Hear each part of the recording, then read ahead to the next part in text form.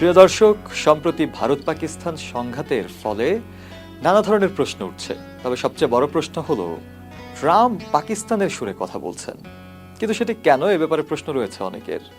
এখানে ভূরাজনৈতিক স্বার্থ সংযুক্ত থাকতে পারে। ট্রাম্প প্রশাসন বরাবরই আমেরিকা ফার্স্ট নীতিতে চলছে।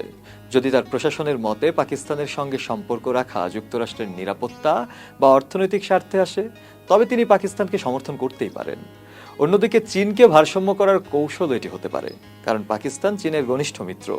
ট্রাম্প যদি চীনকে নিয়ন্ত্রণে রাখতে চায়, তবে পাকিস্তানকে পাশে রাখতে আগ্রহী হতে পারেন তিনি, বিশেষ করে যদি ভারতও চীনের সঙ্গে বন্ধুত্বপূর্ণ অবস্থানে চলে যায়।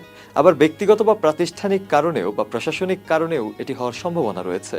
ট্রাম্পের প্রশাসনে যদি এমন কেউ থাকে যিনি পাকিস্তানের সঙ্গে ব্যবসায়িক বা রাজনৈতিকভাবে ঘনিষ্ঠ, তাহলে সেই প্রভাবও সমর্থনের পেছনে ভূমিকা রাখতে পারে।